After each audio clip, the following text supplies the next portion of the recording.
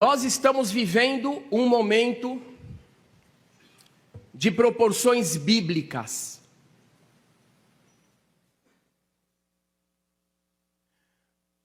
Todas as vezes que eu estudava a passagem referente à guerra de Gog e Magog, passagem que aparece principalmente em Ezequiel 38, Ezequiel 39, mas também em Zacarias 14, e também no 2º Salmo há uma referência a essa passagem. Eu sempre me perguntava, qual configuração política deve acontecer para justificar a vinda das maiores potências ao Oriente Médio? E é claro que nós acreditamos na palavra do Eterno, mas eu não conseguia compreender qual seria a configuração que justificaria a vinda das potências. E de repente nós temos lá em Israel, durante a guerra, a presença do presidente dos Estados Unidos, onde já se viu isso na história. Um presidente sair do seu país e ir até um outro país em guerra. Isso é extraordinário. Presidentes de outros países, da Itália, da França, da Alemanha, todos indo para Israel para representar os seus interesses, ou para demonstrar o seu apoio, ou ambos. De repente nós temos 2 fragatas de navios, porta-aviões americanos, e ontem chegou um submarino nuclear norte-americano à região. A Turquia também enviou navios para a região. A China também deslocou navios para a região. E a gente tem, obviamente, a Rússia, a gente tem o Irã. E tudo isso ao redor de Israel. Isso é fora de série. Eu não sou profeta.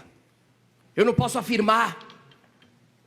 Mas que tem algo muito grandioso e muito importante acontecendo, está muito claro.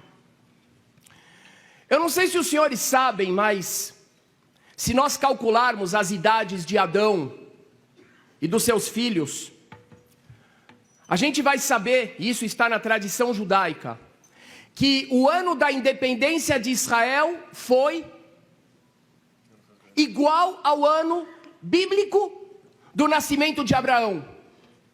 Independência de Israel, 1948. O nascimento de Abraão, 1948.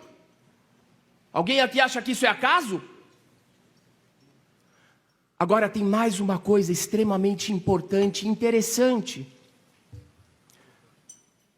Várias pessoas em Israel estão dizendo que essa guerra contra o terrorismo, contra a vontade de deslegitimar Israel, é uma segunda guerra da independência.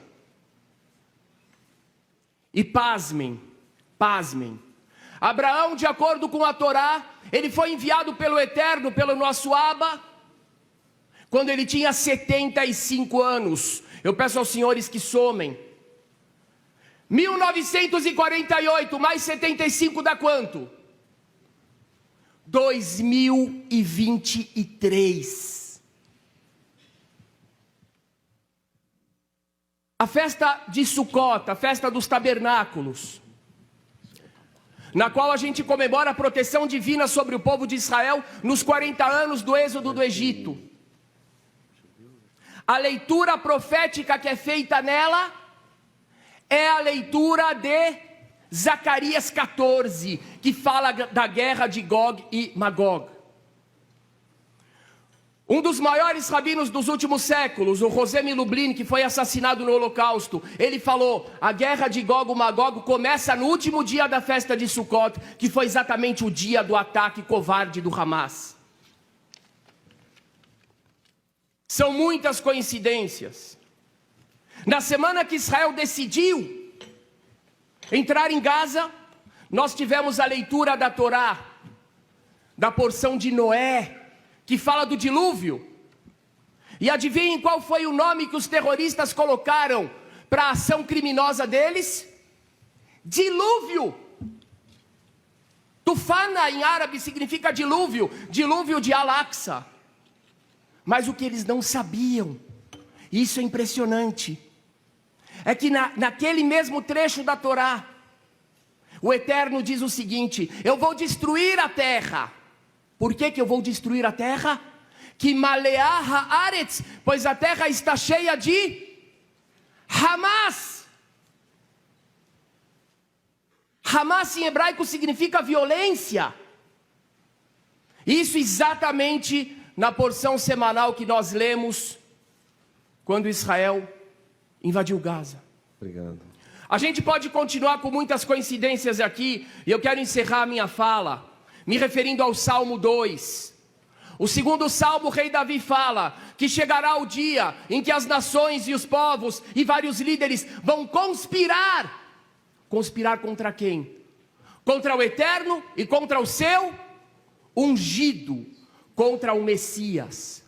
A única coisa que a gente pode compreender dessa relação de movimentos aqui no Brasil e no Ocidente, que dizem que aqui eles são a favor dos direitos das mulheres, e lá eles não têm nenhuma palavra para falar sobre as pobres mulheres do Irã, é que existe uma conspiração.